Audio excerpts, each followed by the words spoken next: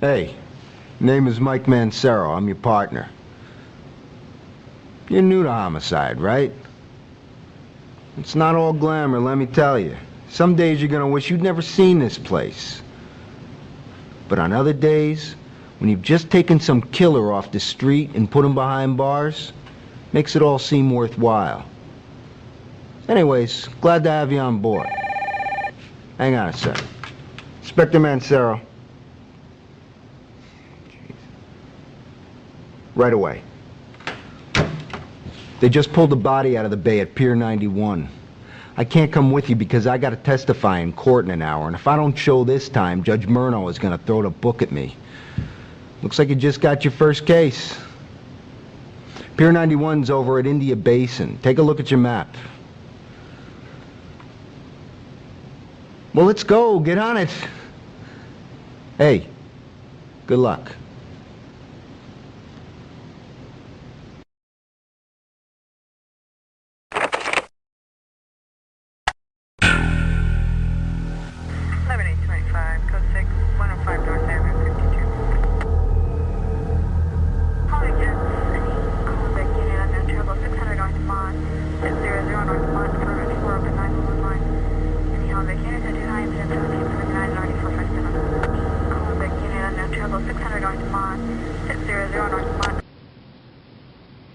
When you're investigating your crime scene, the most important thing is to seal off that particular area where the crime has occurred.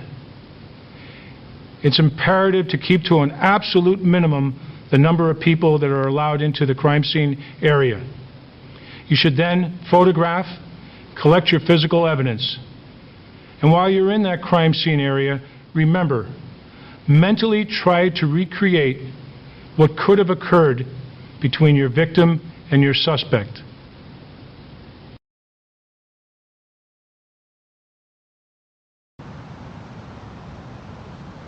Looks like severe trauma to the head. Body's been in the water about a week. Gentleman looks to be about 50 years old, 5'8", about 150 pounds. I'll have more info for you after the autopsy.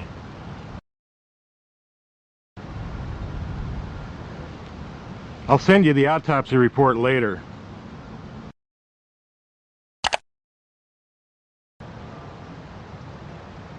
Just let me know what evidence you want me to collect.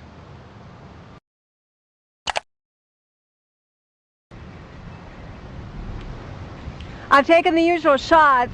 They'll be available tomorrow.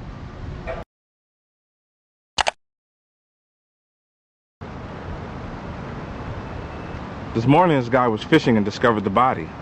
The way it looks now is the way I found it.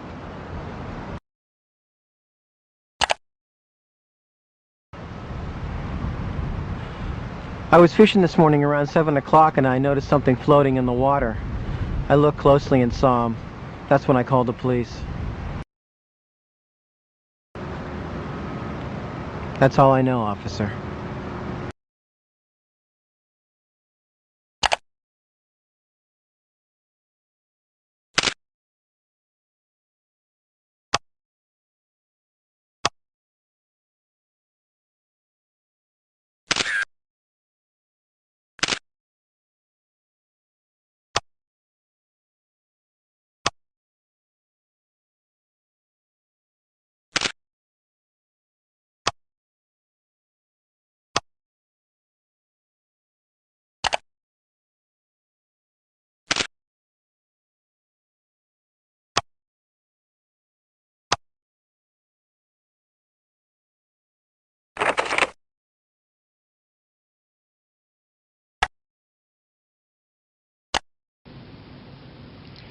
In identifying an unknown victim, you should contact the coroner.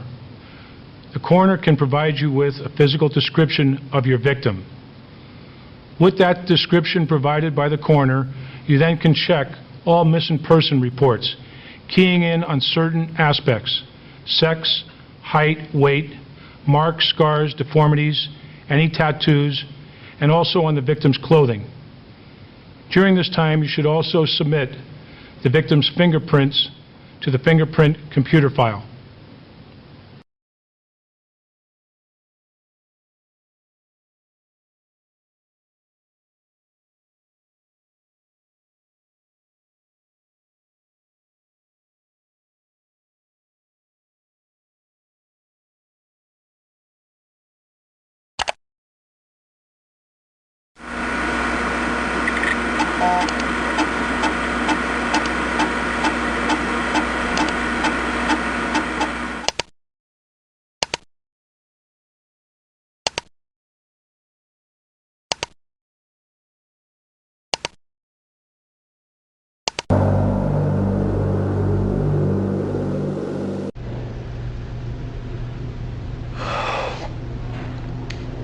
Yes, that's my father.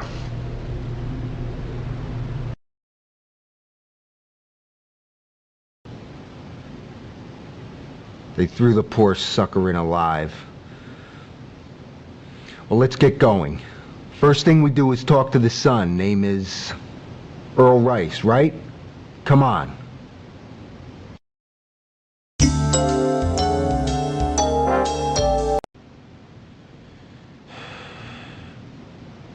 I can't understand why anyone would want to do this to my father.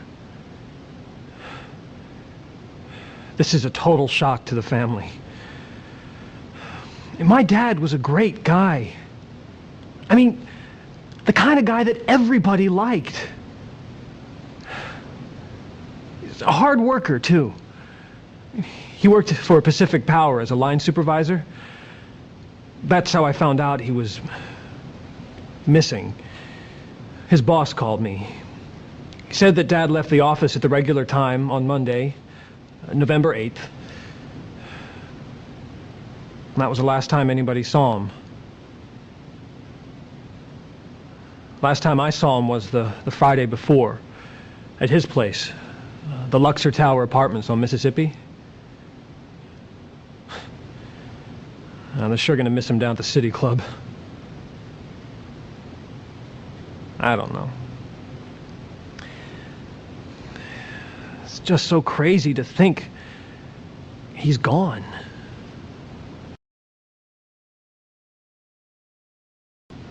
Actually, we don't have much of a family. My parents split up about 10 years ago. My mom died last year.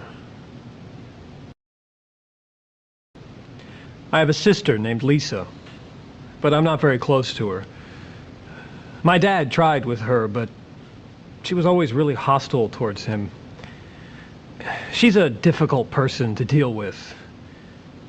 She has drug problems. Lisa's been messed up since the divorce. She's been into everything. Pot, cocaine, amphetamines. You name it, she's done it. She ran away a couple of times, too. Why don't you talk to Lisa yourself? She's usually hanging out downtown with the other bike messengers. Like I said, we don't have much of a family.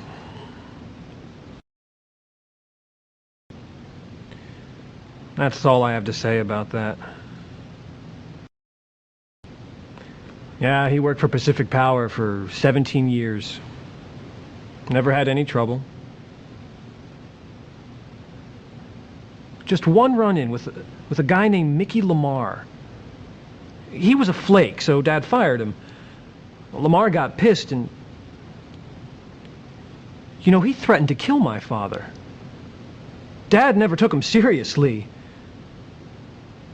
But maybe he should have. I never met the guy. I just heard that he was a weirdo. They could probably tell you something at Pacific Power. That's all I know about the place. That's all I know about the place.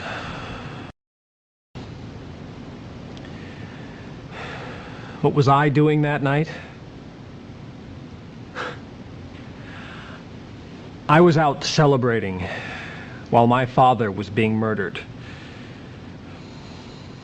You see, I made some dynamite sales at work. That's a big island here in the city. So I went to Club 11 to celebrate.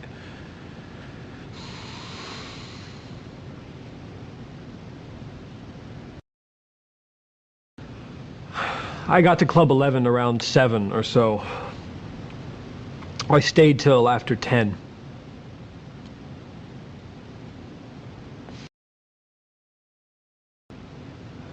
That's where I was.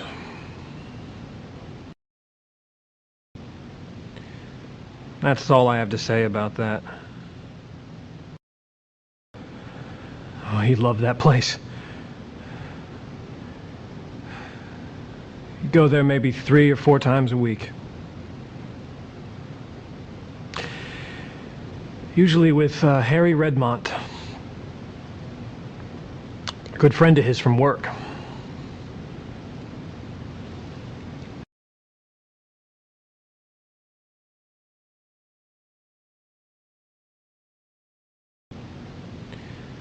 That's all I have to say about that. I've met Harry a few times. Seems nice enough. I don't know him real well.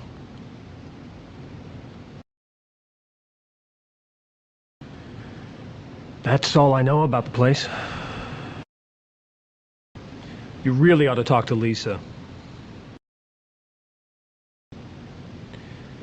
That's all I have to say about that.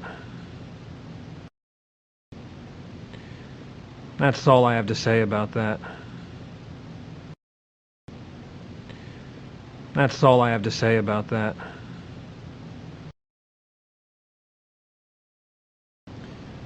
Well, he works at Pacific Power if you want to talk to him. That's all I have to say about that.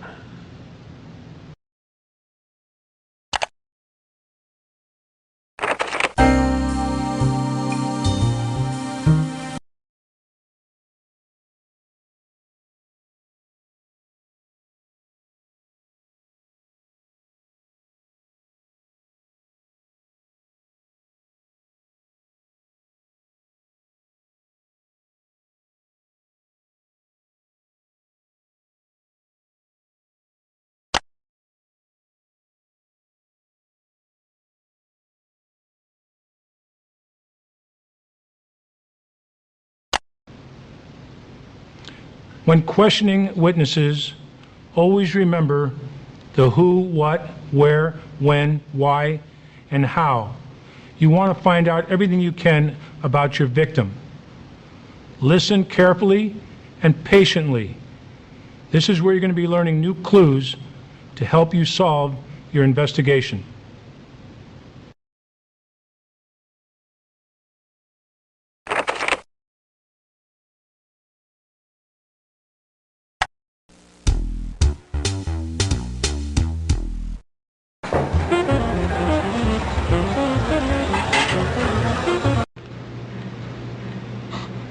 Sorry I wasn't here that night. You need to speak with Carlotta. She was working the 8th and she'd know for sure. Oh, that's right, she's on vacation. She should be back in a couple days.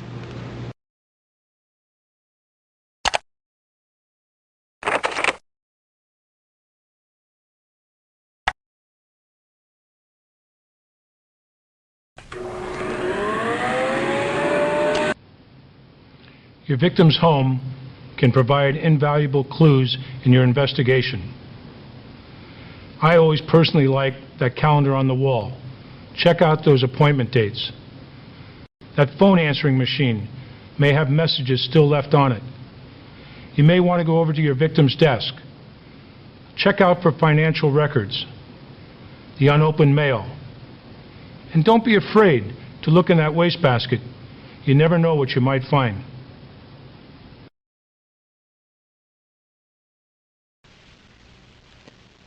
Investigating Charlie Rice's murder, huh? Mr. Rice was a nice man. Very friendly. But now that you mention it, on Monday the 8th, around 6 o'clock, I heard someone in Mr. Rice's apartment. That's 217 over there. Some man was yelling and screaming. And then about an hour later, we was having dinner. Our apartment overlooks the parking lot, and we had our window open. We got some construction going on down there, and anyway, I heard something going on.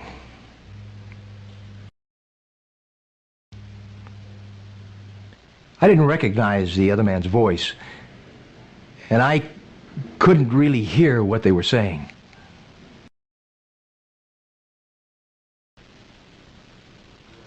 That's all there is to say.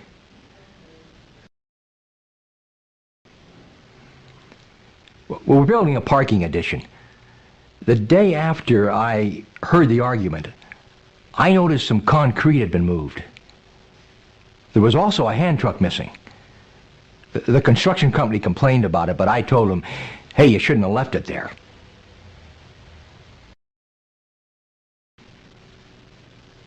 I found a red stain in the freight elevator the next morning, so I cleaned it up with some ammonia. I like to keep it spick and span in this place.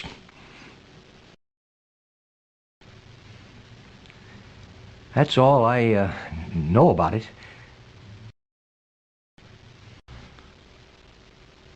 Yeah, I heard something, but I didn't bother to look because I thought it was just some teenagers. I'm not so sure now.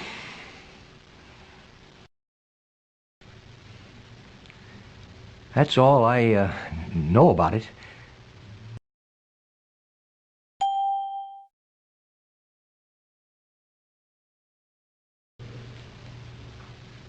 Mr. Rice had a son. A good-looking young man. Well-dressed.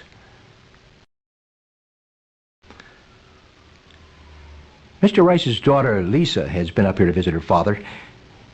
She always acted like she was on drugs. Can't really say when she was here the last time. That's all I know about the family.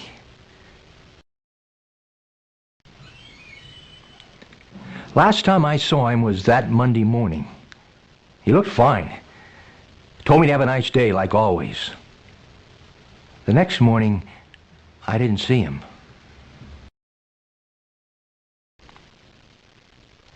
Anyway, I'm collecting his mail. I'll hold it for you. I'll miss that, Charlie.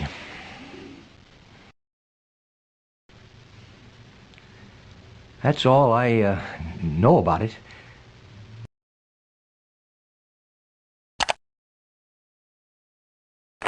Hey, quitting time, partner. Go home and get some rest.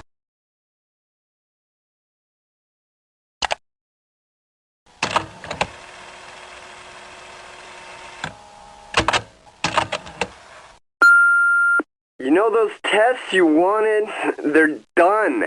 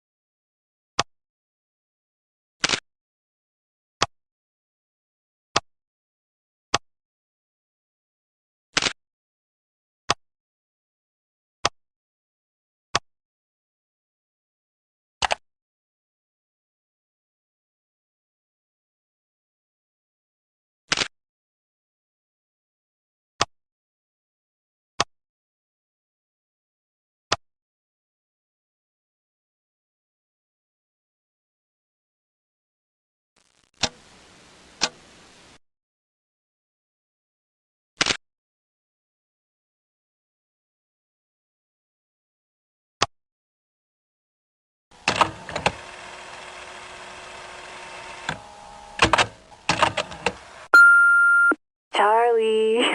It's me, Denise. It's 8 o'clock. I'm waiting for you. I'll be out in front of the Hyatt Regency. Where are you? So, Charlie, this is Stuart Franklin. Listen, it's 10 o'clock Tuesday morning, and we're just wondering where you are.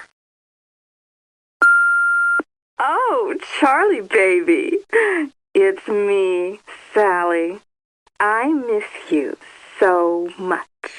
When are we going to get together again? Call me, you big stud muffin, you. Hi, Charlie. It's Harry. Where the hell are you? Mr. Franklin's been worrying about that Noe Valley installation report. It's due tomorrow, you know. Are you playing hooky? Hi, Dad. I just got a call from your boss. He's wondering where you are. I'm a little worried. Give me a call when you get in. Hello, Mr. Rice? This is Barbara at Dr. Kleinfeld's office. I'm just calling to remind you that you have a dental appointment on Thursday at 10:15. Thank you.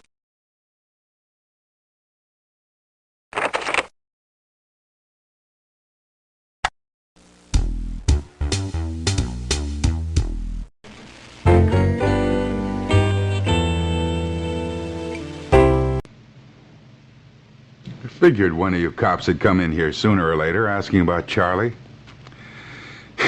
He was a real character.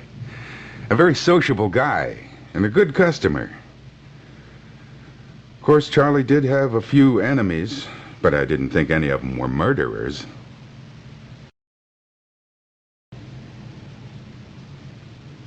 Like I said, Charlie had a few enemies. Charlie rubbed some people the wrong way. He flirted with all the women. Some of them were married. Some husbands didn't like it. He also didn't always pay off his gambling debts.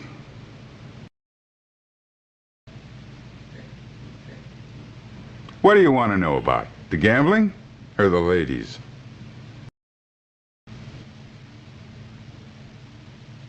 Yeah, I'd say Charlie was successful with the ladies. His latest was Denise, who, by the way, has a husband you don't want to mess with.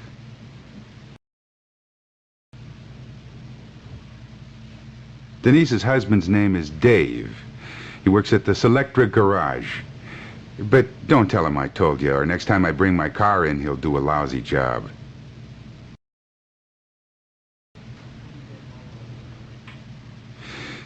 Hope Charlie's still enjoying the ladies, wherever he is.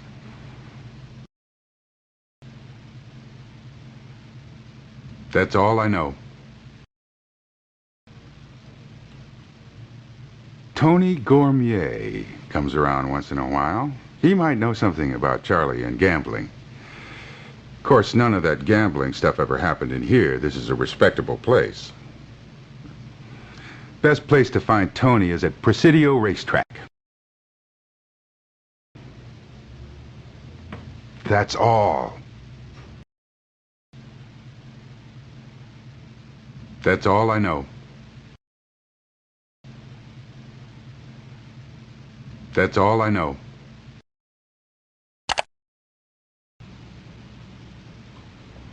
Charlie was a good guy. When he was flush, he'd treat us all to drinks. Of course, when he was down, he'd mooch off wherever he could.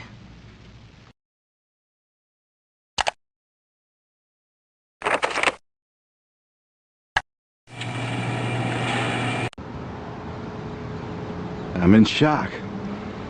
I think it's terrible what happened to Charlie. He was with us for 17 years. He was the best line supervisor I ever had. Never missed a day. That's why I knew something was wrong when he didn't show up for work that Tuesday. There was no answer at his place, so naturally I called his son. Poor kid, he was devastated. I guess the two of them were pretty close, you know.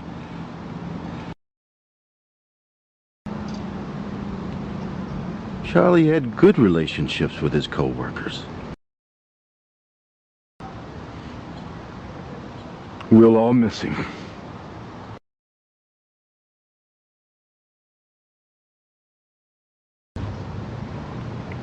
I know he was divorced. He had a couple of kids.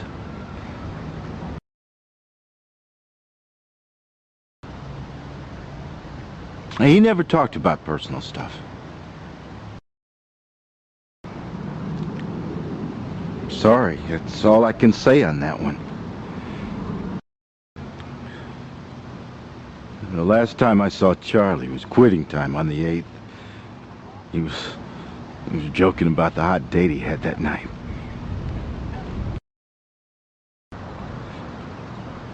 No, I don't know who he went out with.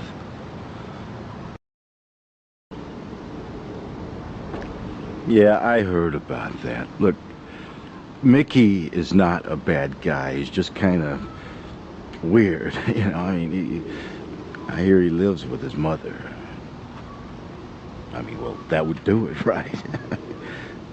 Anyway, after Charlie fired him, I heard he made some threats, but no one took it very seriously.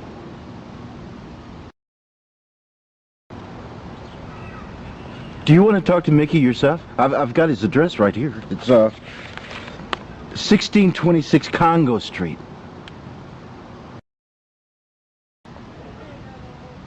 That's all I know about that guy.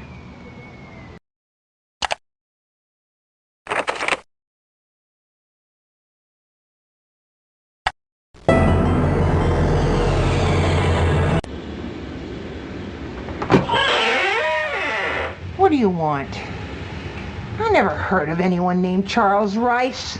Neither has my son. What gives you the right to come busting into people's homes and asking them questions? Mickey isn't here anyway. He's over at the pet shop on 16th. I'm too busy to talk to you anymore.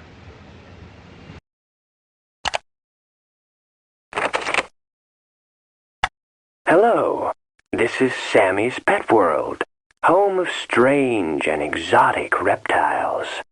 Our hours are 10 a.m. to 8 p.m.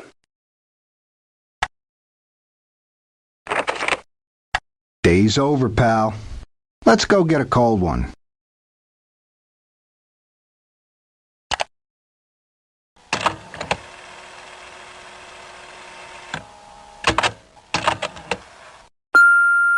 Hello?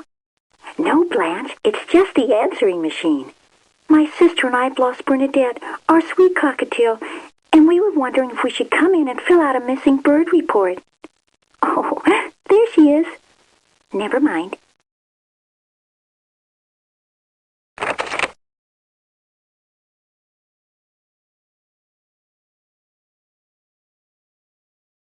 You've reached Presidio Racetrack. We're open 11 to 6 each day.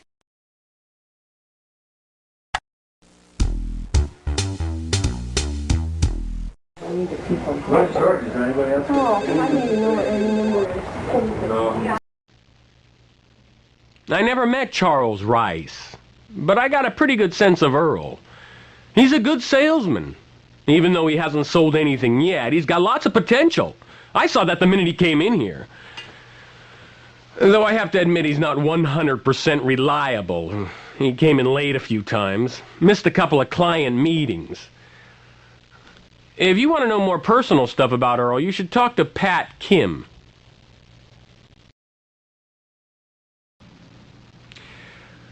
Well, he comes in late more than he ought to. But he always has such a good excuse, I usually end up apologizing to him. Now that's a good salesman. Yes, he's got a very sincere, convincing manner. Customers like